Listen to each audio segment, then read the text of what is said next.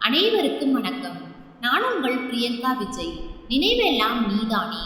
அத்தியாயம் 12. அழுது கொண்டே வந்த கீர்த்தனாவை பார்த்ததும் தன்னை பற்றி அவனிடம் சொல்லியிருப்பாள் என்று அமுதாவுக்கு புரிந்து போனது. ஆறுதலாய் அவளின் கைகளை பிடித்ததும் அக்கா என்று அவள் மெலிதாக விசும்பவும், கீர்த்தனா அழாதேம்மா, எல்லோரும் பார்க்குறாங்க பாரு என்றவள் அவளை சற்று தள்ளி ஒதுக்குப்புறமான இடத்திற்கு அழைத்து சென்றாள். அமர்ந்ததும் அழுதவளை மனம் விட்டு அலட்டும், சற்று ஆறுதலாக இருக்கும் என்று அமைதியாக அவளின் அருகே அமுதா அமர்ந்திருந்தாலும் அவளின் விழிகளிலும் மெல்லிய நீர்த்திரை. வாஞ்சிநாதனோ முதலில் திகைத்தாலும் பிறகு சுதாரித்து அவர்களை பார்த்தான். வேதனையுடன் அவள் அழுவதை பார்த்ததும் அப்படியே அவளை வாரி அணைத்து தேற்ற வேண்டும் போல கைகள் பரபரத்தன. அந்த நிமிடம் சிறு செடி போல அவள் மேல் கொண்ட நேசம் பிரம்மாண்டமான ஆலமரம் போல விழுதுகள் பரப்பி விஸ்வரூபம் எடுப்பது போல பல மடங்கு பெருகியது. மெல்ல அவளின் அருகில் சென்றவன் அமுதாவிடம் அவனுடைய விசிட்டிங் கார்டை கொடுத்ததும் விசுக்கென்று நிமிர்ந்த கீர்த்தனா சீரலான குரலில், அக்கா, அந்த கார்டை அவர்கிட்ட கொடு என்றவள்.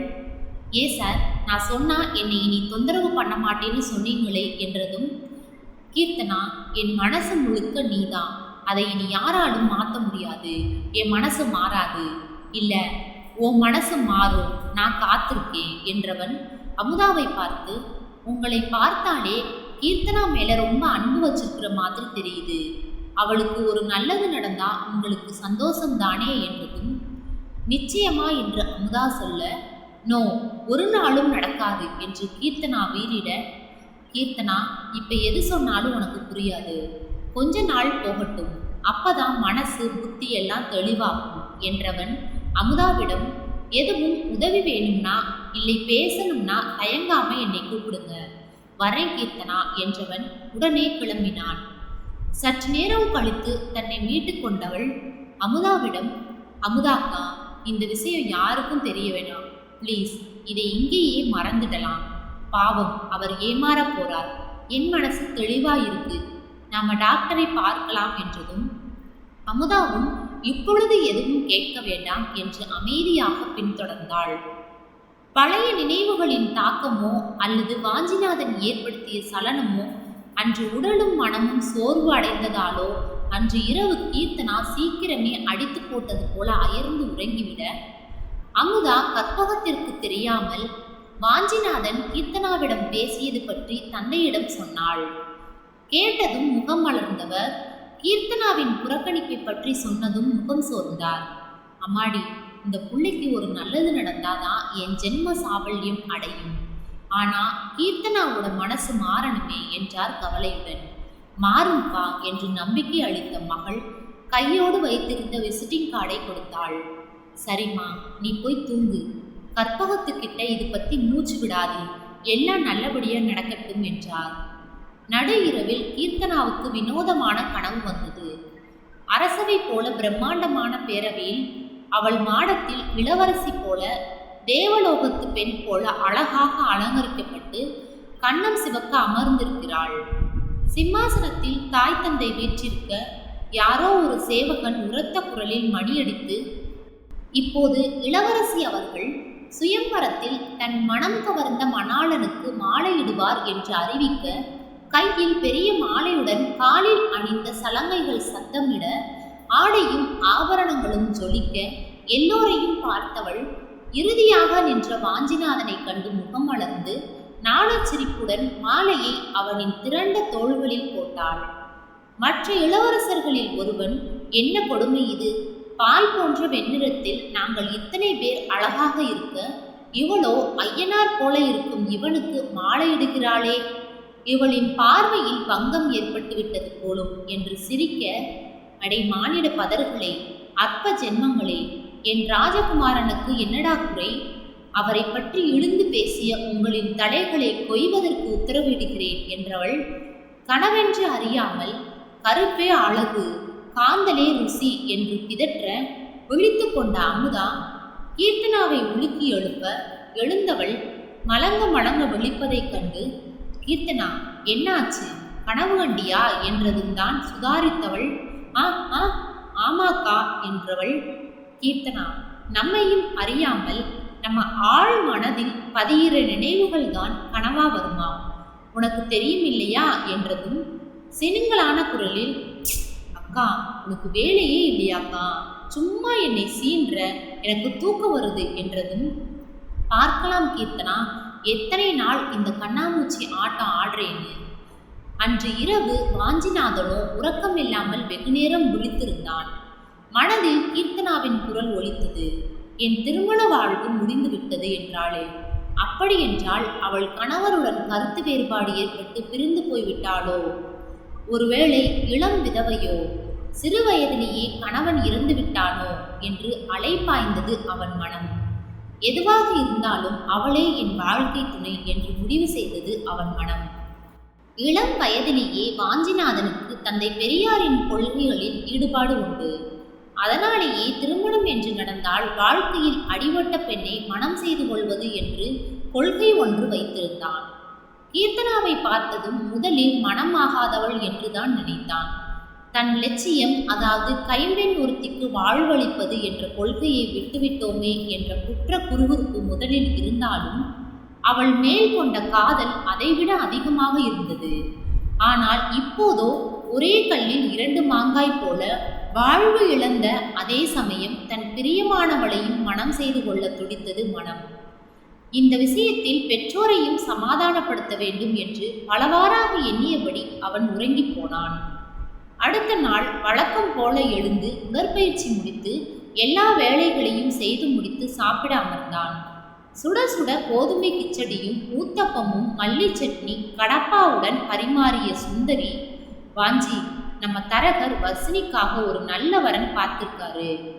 ஆமாப்பா, பையன் நல்ல மாதிரியா தெரிகிறான், போட்டோவை பாரு, எங்களுக்கு பிடிச்சிருக்கு, உனக்கும் பிடிச்சிருந்தா மேற்கொண்டு பேசலாம் என்று புகைப்படத்தை காண்பித்தார். மாப்பிள்ளை நல்ல கலையாக இருந்தான். ஏற்காட்டில் காஃபி தோட்டம் வச்சிருக்காரா வாஞ்சி. இவர்தான் வீட்டின் கடைக்குட்டி.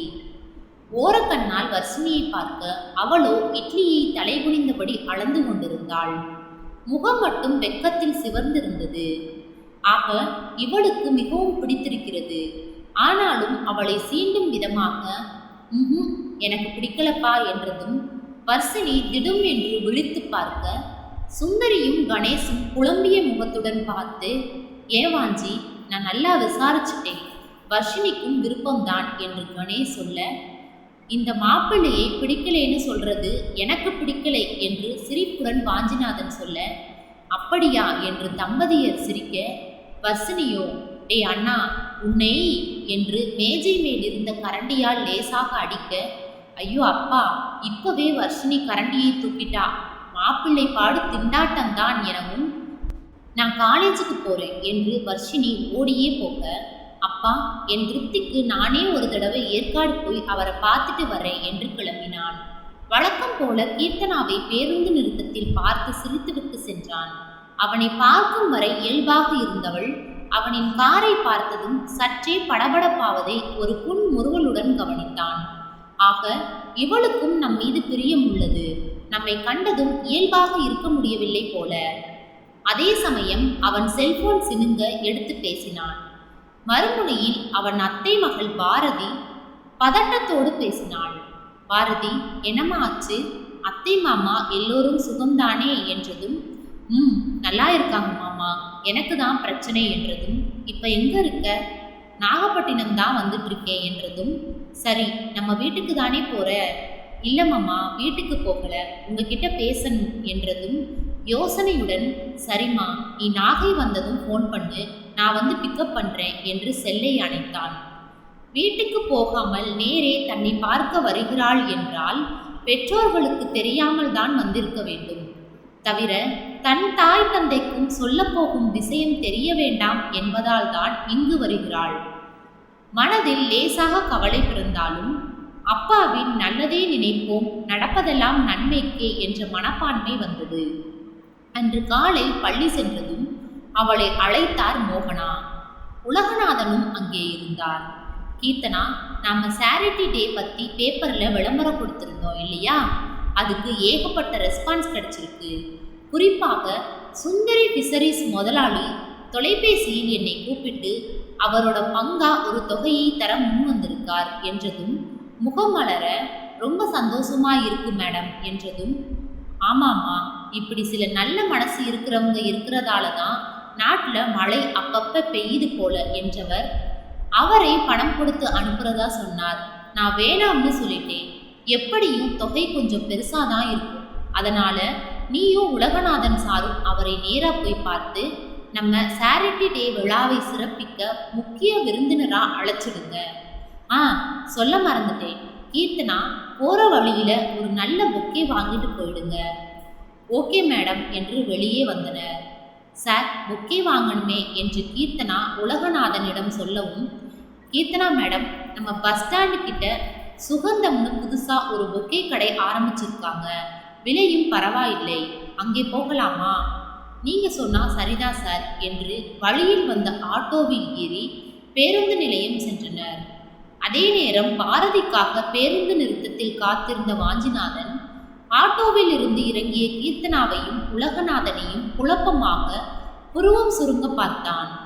இந்த நேரத்தில் பள்ளியை விட்டு இங்கே ஏன் வந்தாள் என்று யோசிக்கும் போதே அவர்கள் இருவரும் சகஜமாக சிரித்து பேசியபடி சுகந்தம் கடைக்கு சென்று பூங்கொத்து வாங்கவும் மனதில் காரணமே இல்லாமல் புகைச்சலாக இருந்தது. ஓஹோ, மனம் கவர்ந்தவனுடன் பூங்கொத்து வாங்கிவிட்டு ஊர் சுற்ற பள்ளிக்கு லீவ் போட்டு இருக்கிறாள் போல என்று மனம் காந்தியது. சச்ச, நீயா வாஞ்சி இப்படி தவறாக நினைக்கிறாய் என்று இடித்துரைத்தது மற்றொரு மனம். அதே நேரம் பாரதி பேருந்தில் இருந்து இறங்கி வர அவளை பார்த்து கையசைத்தான். ஏதோ உள்ளுணர்வு தோன்ற யதார்த்தமாக திரும்பிய கீர்த்தனா தன்னை பார்த்து வாஞ்சிநாதன் கையசைக்கவும் தடுமாறி போனாள். ஆனால் அவளை தாண்டி ஒரு அழகான இளம் பெண் தேவதை போல நளினமாக நடந்து சென்று அவனை பார்த்து கையசைத்தபடி காரில் ஏறுவதை பார்த்ததும் உலகத்தின் இயக்கமே ஒரு நொடி நின்றது போல துணுக்குற்றாள்.